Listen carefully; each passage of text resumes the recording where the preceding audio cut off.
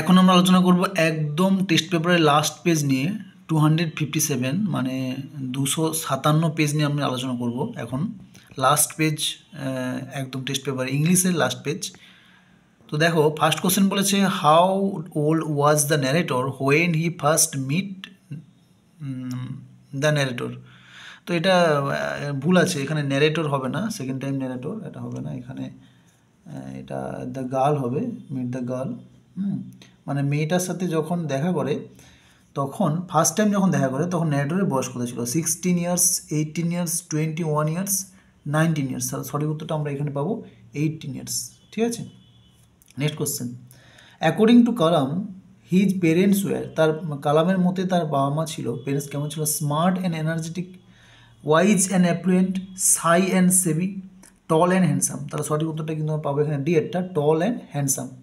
Next question, how long was the lawyer suppose to stay in solitary confinement. তো কত বছর সে একাকিত্ব জীবন বা বন্দিত্ব জীবন কাটাতে চেয়েছিল? সঠিক উত্তর এখানে 5 বছর, 10, 15, 20। তার সঠিক উত্তর আমরা জানি 15 ইয়ার্স মানে 15 বছর। Okay, next question, falling to trace the girl at the station the narrator was overcome by a sense of foreboding as he was deeply. দেখো কোশ্চেনটা একটু ঘুরিয়ে দিয়েছে, এখানে বলছে স্টেশনে মেয়েটিকে খুঁজে না পেয়ে কথকের মনে এক অজানা মানে আশঙ্কা বাঁধা বেঁধেছিল। হ্যাঁ, সেটা সেই অজানা আশঙ্কাটা কি? Happy, relieved, excited, disappointed. তার সঠিক উত্তরটা কিন্তু আমরা এখানে পাবো ডিসঅ্যাপয়েন্টেড, মানে সে হতাশ হয়ে গিয়েছিল। হ্যাঁ, সে গভীরভাবে হতাশ হয়ে গিয়েছিল। Next question, the necessary items Kalam was provided with during his childhood were. তো যেসব প্রয়োজনীয় জিনিসগুলো কালামকে দেওয়া হতো হ্যাঁ ছোটোবেলা তার ফ্যামিলি থেকে, সেগুলো কি?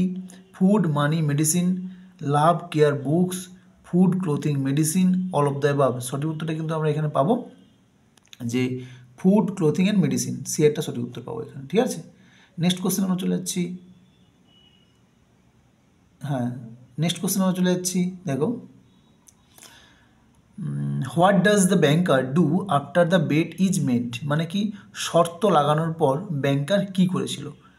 Tries to get out the bet in himself, tries to get the lawyer to take the millions, tries to convince the lawyer to renege, try to escape the lodge. তাহলে সঠিক উত্তরটা কিন্তু আমরা এখানে পাবো, সেটা হলো একটা সঠিক উত্তর হবে try to get out the bet himself. মানে সে কী করছিল? শর্ত লাগানোর পর শর্ত থেকে নিজেই বেরিয়ে আসার চেষ্টা করেছিল বহুবার। ঠিক আছে, এরপর যাচ্ছি আমরা কোশ্চেন নম্বর 7-এ কী বলেছে? দ্য অ্যাস্ট্রোলজার্স ক্লায়েন্টস, সরি, এটা অ্যাকচুয়ালি এটা তোমাদের সেমিস্টার 1-এর কোশ্চেন, নট সেমিস্টার 3। এটা সেমিস্টার 1-এর question, astrologer day. By mistake এখানে প্রিন্টিং হয়ে গেছে, তো যাই হোক তোমরা এটা অ্যাভয়েড করে যাও। এরপর চলে যাও নেক্সট কোশ্চেনে, কোশ্চেন নম্বর 8। কোশ্চেন নম্বর 8-এ কী বলেছে দেখো, what is the theme of the text strong root. তাহলে স্ট্রং রুট গল্পটার থিমটা কী ছিল? The importance of family, the power of love and relationship, the significance of cultural heritage, the struggle for identity and belong. তাহলে সঠিক উত্তরটা আমরা এখানে পাবো, সেটা হলো সি একটা, the significance of cultural heritage. মানে কি সাংস্কৃতিক ঐতিহ্যের একটা তাৎপর্য, এটার মেন থিম। নেক্সট বলেছে চুজ দ্য কারেক্ট অর্ডার। তো এগুলো সব সাজিয়ে লিখতে হবে, রিঅ্যারেঞ্জ করতে হবে। হ্যাঁ, তো এখানে প্রথম বলেছে দেখো, ফার্স্ট বলেছে his face was yellow with an earthly tinged in it. Next বলেছে he was a skeleton, he cheeks were hollow, a man unlike ordinary people was sitting motionless. তাহলে দেখো আমরা যদি সাজিয়ে লিখি আমরা প্রথমে পাবো এই চারেরটা প্রথমে পাবো, মানে চারেরটা আমরা প্রথমে পাবো, চারেরটা পাবো একে, চারেরটা প্রথমে পাবো। চারেরটা মানে এখানে কি দিয়েছে? চারেরটা এখানে প্রথমে দিলে, আচ্ছা এরপরে আমরা পাবো দুয়েরটা, এরপর দুয়েরটা পাচ্ছি আমরা। আচ্ছা এরপরে আমরা পাবো his face was yellow with earthly tinged, এটা তিনেরটা পাবো, এটা 3 নম্বর। আর 4 নম্বর আমরা পাচ্ছি, তাহলে তিনেরটা 4 নম্বর পাবো, এটা 4 নম্বর পাবো। তাহলে সাজালে হবে চারেরটা 1, 4, 2 1 3, 4 2 1 3, 4 2 1 3। তাহলে এখানে দেখো 4 2 1 3, 4 2 1 3, হ্যাঁ বি এটা সঠিক উত্তর। এরপর চলে যাচ্ছে আমার নেক্সট কোশ্চেনে, the narrator continue to travel through duly through he knew that he would not come across the girl because. তো এটা মানে কি, না কথক জানতেন যে তিনি আর কখনোই সেই মেয়েটির সঙ্গে দেউলিতে দেখা করতে পারবেন না বা দেখতে পারবেন না বা দেখবেন না, ঠিক আছে, তবুও তিনি বারবার সেখানে ভ্রমণ করতেন। এর কারণটা কি? He would enjoy the scenery of the town. He longed to visit his grandmother. He promised to visit Deoli frequently. He had secret desire to meet the girl again. মানে এখানে ডিএটা সঠিক উত্তর হবে। তার মনে ছিল সেই মেয়েটিকে আবার দেখার একবার গোপন আকাঙ্ক্ষা, মানে তার মনে মনে একটা গোপন আকাঙ্ক্ষা ছিল যে সে মেয়েটাকে আবার দেখতে পাবে। হ্যাঁ, এই জন্যই সে বারবার যেত দেউলি স্টেশন। ওকে, এরপর চলে যাচ্ছে আমরা কবিতা থেকে। এখানে ফার্স্ট কোশ্চেন বলেছে, the casuarina tree will forever hold a special place in the poet's heart because. তাহলে ক্যাজুইনা গাছটি কবির হৃদয়ে একটা চিরকাল একটি বিশেষ স্থান অধিকার করে থাকবে। এর কারণটা কি? It's said crimson colours, crimson flower, tall size, memories of our company. তার সঠিক উত্তরটা কিন্তু আমরা পাবো এখানে ডিএডটা। তার সঙ্গীদের স্মৃতির জন্য এই ক্যাজুইনা ট্রিটা কবির হৃদয়ে একটা পার্মানেন্ট জায়গা করে থাকবে, ঠিক আছে, সবসময়। Next question, by the phrase beyond the utmost bound of human thoughts Ulysses means. তাহলে ইউলিসিস কবিতা এই যে ফ্রেজটা, এই ফ্রেজটার মানে কি বলতে চেয়েছে? To go beyond the western horizon, to know the unknown, to explore the unseen, to sail beyond the ultimate limit of human imagination and limit. তো সঠিক উত্তরটা আমরা এখানে পাবো ডিএডটা, to sail beyond the ultimate limit of human imagination and limit, মানে মানুষের কল্পনা ও চিন্তা চূড়ান্ত সীমাকে ছাড়িয়ে যাওয়াকে এখানে এই ফ্রেজটা উল্লেখ করেছে। নেক্সট আমরা এখানে কলাম এর সাথে কলাম বির একটা ম্যাচ আছে, এখানে দেখো ম্যাচিং। তো এবং মানেগুলোকে দেখে নিই। এখানে বলছে দ্য ব্যাবুন স্ট্যাচু লাইক পোশ্চার, মানে ব্যাবুনের বাঁদরের মূর্তির মতো একটা ভঙ্গি। দ্য কোকিলাজ কল, কোকিলের ডাক। দ্য ওয়াটার লিলিজ, ওই জল শাপলা ফুলের কথা এখানে বলেছে।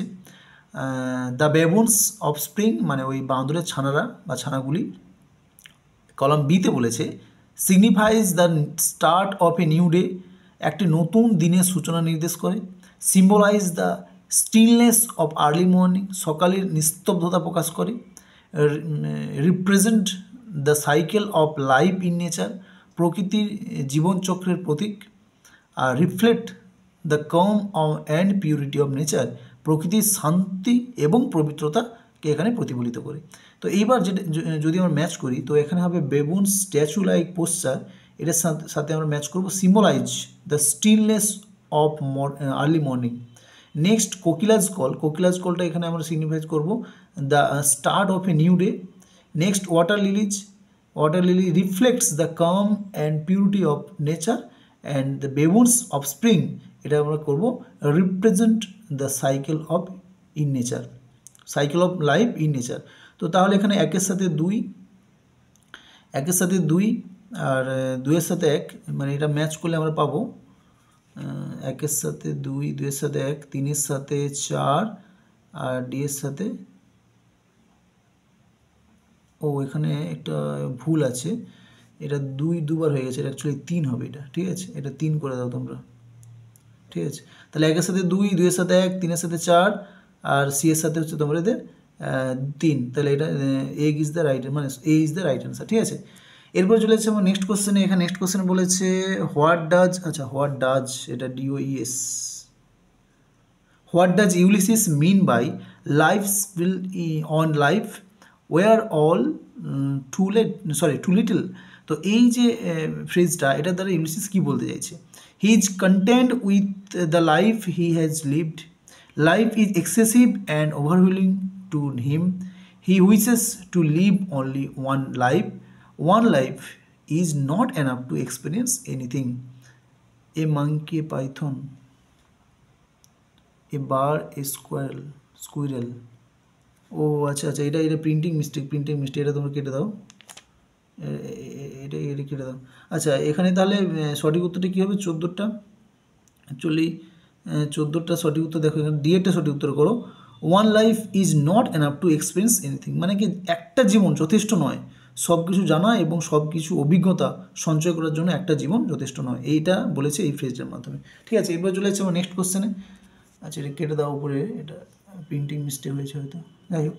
এরপরে দেখো নেক্সট কোশ্চেনে আমরা চলে যাচ্ছি। নেক্সট কোশ্চেনে এখানে বলেছে choose the correct option from the alternative, নিশ্চয়ই অল্টারনেটিভ থেকে যেটা কারেক্ট মানে যেটা ঠিক সেটাকে খুঁজতে হবে। ঠিক আছে, তো এখানে বলছে in the valley of Borrowdale there are deathless trees, মানে বরোডেল উপত্যকায় অমর বৃক্ষের কথা এখানে কবিতা থেকে নেওয়া হয়েছে। ঠিক আছে,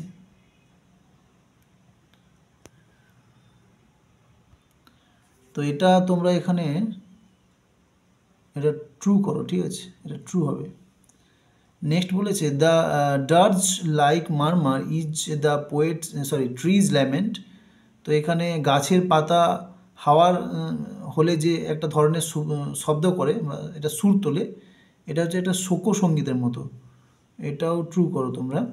next the trees shadow fall on the broad trunk, তো গাছের ছায়া একটা বড় জালের ট্রাঙ্কের ওপর পড়েছিল, এটাও ট্রু করো। আর the sleepy cows go to pasture, actually ঘুমন্ত গরুদের মাঠে যাওয়ার কথা এখানে কিন্তু বলা হয়নি, এখানে কিন্তু এরকম কোনো লাইন উল্লেখই নেই, তাহলে এটা তোমরা ফলস করো। তাহলে আমাদের হচ্ছে কি true true true and false, তাহলে সঠিক উত্তরটা আমরা 3টে টি, একটা false, T false false T. আচ্ছা, তার মানে এখানে অ্যাকচুয়ালি বিয়ের উত্তরে সঠিক হবে, এখানে বাই মিস্টেক এখানে এটাও ট্রু হয়ে গেছে, আই থিঙ্ক এটা ফলস হবে। ঠিক আছে, তাহলে 3টে টি, একটা ফলস। ওকে, এরপর চলে যাচ্ছে আমার নেক্সট কোশ্চেনে। Much choose the correct option. আচ্ছা, much have I seen and known, আমি অনেক কিছু দেখেছি এবং জেনেছি, এর কারণটা কি? এই যে অনেক কিছু দেখেছি এবং জেনেছি, এর কারণটা কি? He has lived a long life, he has studied a lot of books, he has roamed far and wide, he came to know a lot of things from his company. তাহলে সঠিক উত্তরটা কিন্তু আমরা এখানে পাবো যে সি এরটা সঠিক উত্তর পাবো, সেটা হচ্ছে he has roam far and wide, মানে সে অনেক জায়গা ঘুরেছে, হ্যাঁ অনেক ঘুরে বেরিয়েছে, তাই অনেক কিছু জেনেছে এবং দেখেছে। Okay, next question, the meaning of the word oblivion মানে কি? অবলিভিয়ন মানে হচ্ছে ভুলে যাওয়া বা বিস্মৃতি ঘটা বা স্মৃতি হারিয়ে ফেলা, এটাকে বলে অবলিভিয়ন। তাহলে এখানে বলেছে জয়, সরো, ফরগেটফুলনেস অ্যান্ড এটার্নিটি, তো এখানে সঠিক উত্তর আমরা সিএটাই পাবো, হ্যাঁ ফরগেটফুলনেস, ভুলে যাওয়া। Okay, next question, choose the false statement, এটা এখানে থেকে ফলস স্টেটমেন্ট যেটা সেটাকে আমাদের চুজ করতে হবে। Achilles is a well known hero, Achilles একজন খ্যাতনামা বীর, এটা কিন্তু ঠিক, হ্যাঁ এটা একদম ঠিক। দেখো এটা ঠিক কেন না, গ্রিক উপন্যাসে কিন্তু অ্যাকিলিসকে একটা বিখ্যাত যোদ্ধা হিসেবে মানে বলা হয়েছে বা উল্লেখ করা আছে, হ্যাঁ। আর Ulysses and his companions are no longer young, মানে তারা যুবক নেই বা তরুণ নেই, এটাও ঠিক, তারা আর যুবক নেই, বয়স হয়ে গেছে। They do not have the strange they previously had, মানে কি তাদের আর আগের মতো বল নেই বা ক্ষমতা নেই, এটাও ঠিক। নেক্সট বলেছে 4 number, Ulysses lives in a happy isles, Ulysses কিন্তু একটা হ্যাপি আইলসে বাস করে, এটা কিন্তু ভুল। কেন ভুল? দেখো তোমরা কবিতাটা পড়লে বুঝতে পারবে, ইউলিসিস কিন্তু হ্যাপি আইলসে যেতে চাইছে কিন্তু সে এখনও যায়নি, আর এখানে বলেছে বাস করে, এটাই ভুল। তাহলে এখানে 3টে ঠিক এবং লাস্টেরটা ভুল। তার মানে এখানে কী বলেছে, চুজ দ্য ফার্স্ট স্টেটমেন্ট, তার মানে নিচেরটাই ফলস, তার মানে এখানে আমরা পাবো অ্যাকচুয়ালি ABCD, হ্যাঁ ডি একটা সঠিক উত্তর। ঠিক আছে, এরপর চলে যাচ্ছে আমার নেক্সট কোশ্চেনে, the unknown land is well known to, তাহলে এখানে যে আননোন অজানা ভূমি, হ্যাঁ কার কাছে পরিচিত ছিল? Prophets, mystics, supernatural spirit, eyes of faith. তাহলে এখানে দেখো সঠিক উত্তরটা কিন্তু আমরা পাবো এখানে মিস্টিক্সেস মানে হচ্ছে তোমাদের ওই ধ্যানমগ্ন যেসব ঋষি, হ্যাঁ তাদের কাছে এই ভূমিটা হচ্ছে একটা অজানা বলে পরিচিত, ঠিক আছে, ধ্যানমগ্ন ঋষি, এটা সঠিক উত্তর, এটা হবে mystic Sage. In the phrase the thunder and Sunshine, তাহলে এই যে থান্ডার অ্যান্ড সানশাইন ফ্রেজটার দ্বারা এখানে সানশাইন বলতে কী বুঝিয়েছে? সানশাইন, দেখো সানশাইন বলতে এখানে বুঝিয়েছে season of summer, successful sea voyage, fair weather, আর scorching heat in boundless sea. তাহলে সঠিক উত্তরটা কিন্তু আমরা এখানে পাবো সি একটা। এটা সঠিক উত্তর কেন না, এখানে এই যে ফেয়ার ওয়েদার, এই স্কর্চিং হিট, সরি সানশাইন বলতে এখানে বোঝাচ্ছে শুভ বা শান্ত বা একটা আনন্দময় সময়, তাই এখানে ফেয়ার ওয়েদার কথা, that is the stand for, মানে এটা উল্লেখ করেছে এই সানশাইনের দ্বারা। ওকে, এরপর চলে যাচ্ছে আমরা ড্রামা থেকে কোশ্চেন নিয়ে আলোচনা করব। দেখো ড্রামা থেকে কী বলেছে, Maria use to get holy water, হ্যাঁ, মারিয়া কী করতো না, সে পবিত্র জলটা নিয়ে যেত। কখন নিয়ে যেত? In the morning of Samhain, in the হ্যাঁ, in the morning after Samhain, on the night before Samhain, in the dark night after Samhain. তাহলে সঠিক উত্তরটা কিন্তু এখানে দেখবে, তোমার ভালো করে টেক্সটটা পড়লে বুঝতে পারবে যে সঠিক উত্তরটা ডি হবে, in the dark night after Samhain, মানে সামাইনের পর একটা অন্ধকার রাত, সেই অন্ধকার রাতেই সে ওই হোলি ওয়াটারটা নিয়ে আসতো, ঠিক আছে। The women who saw the dead man with the child in his arms watch, তাহলে কে সেই মৃত মানুষটিকে দেখেছিল যে কিনা শিশুকে কোলে নিয়ে যাচ্ছিল। যাই হোক, তো মৃত মানুষকে কে দেখেছিল, বা সরি ভুল বললাম, আমি পুরো ভুল বললাম, এখানে বলছে কে সেই মৃত মানুষটি, যাকে শিশু কোলে নিয়ে দেখেছিল, শিশুকে কোলে নিতে দেখেছিল বা শিশু কোলে নিয়ে যাচ্ছিলো, তোমরা গল্পটা পড়লে বুঝতে পারবে।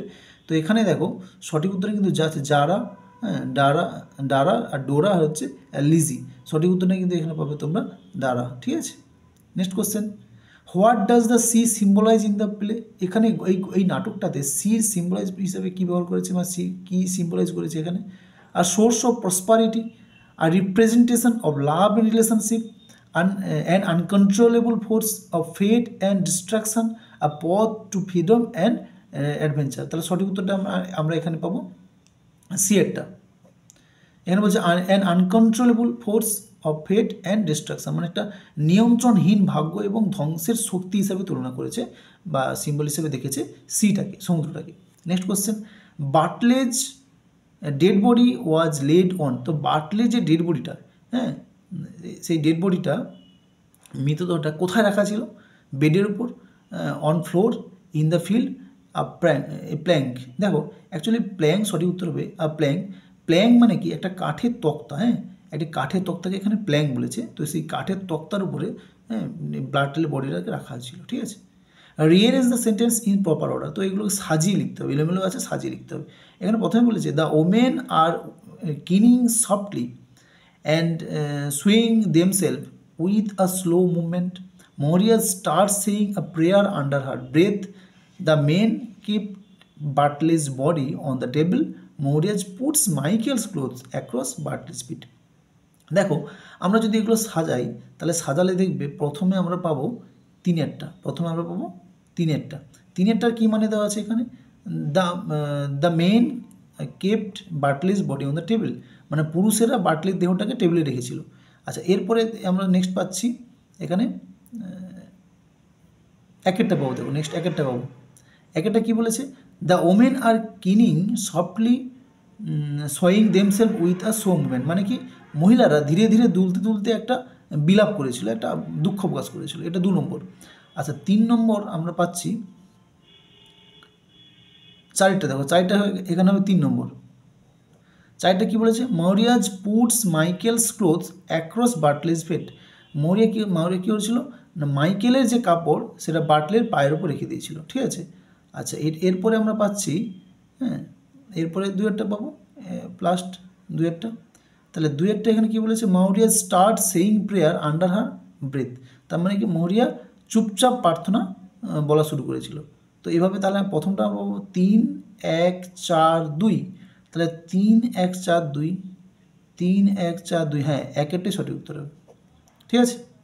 বেশ, এরপরে চলে যাচ্ছি আমরা কোশ্চেন নম্বর, এখানে টেক্সচুয়াল, এরপর গ্রামার দিয়েছি, টেক্সচুয়াল গ্রামার। দেখো এখানে প্রথমে বলেছে choose the appropriate answer from, যাই হোক, join the following sentence into simple সেন্টেন্সে জয়েন করতে বলেছে। I took the basket from her hand, I put them down on the ground.